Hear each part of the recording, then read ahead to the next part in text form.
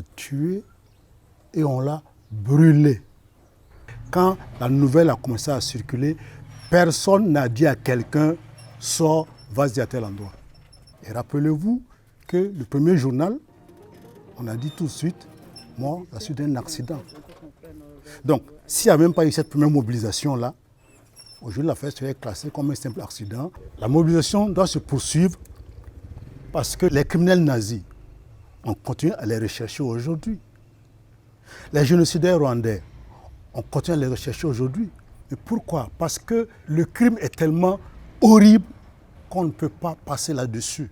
L'assassinat de Norbert Zongo procède de ce genre d'acte-là. Et je rappelle à l'époque d'ailleurs que la commission d'enquête avait demandé que ce soit déclaré crime imprescriptible. Pour que même si c'est dans 100 ans, il puisse y avoir jugement. Bon, c'est vrai qu'on n'a pas été suivi par les pouvoirs politiques à l'époque, mais c'est une affaire où il faut que la vérité soit connue. Et on doit continuer à se mobiliser parce que même si depuis il y a eu des élargissements en matière de liberté, la semaine dernière seulement, Siriki Dramé a fait l'objet de menaces de mort. Donc, ça veut dire qu'il y a encore des gens dans notre société qui pensent que les conflits politiques doivent être réglés par l'assassinat, même pas de l'adversaire, de l'autre, parce que là, un adversaire, on le combat, mais on ne le tue pas. Voilà pourquoi il faut continuer à se mobiliser. Parce qu'en matière de liberté, il y a rarement des droits définitivement acquis.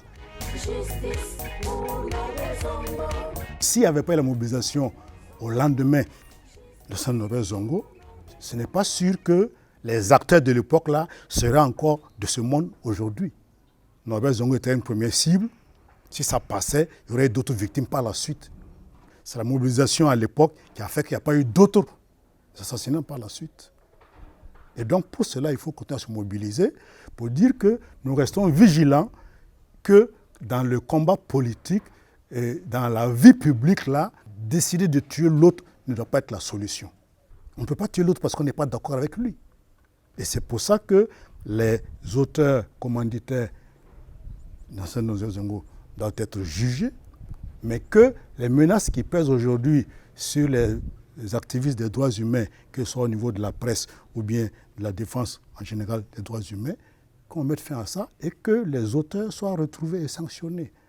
À ce moment, les gens vont comprendre que ça ne se règle pas à coup de menaces, je vais te tuer, ça ne se règle pas en incendiant les véhicules de qui que ce soit, ça ne se règle pas en provoquant un accident, ainsi de suite. Non, ça se règle devant le juge. Même si notre système judiciaire, il y a beaucoup à dire, mais quand même, on va devant le juge.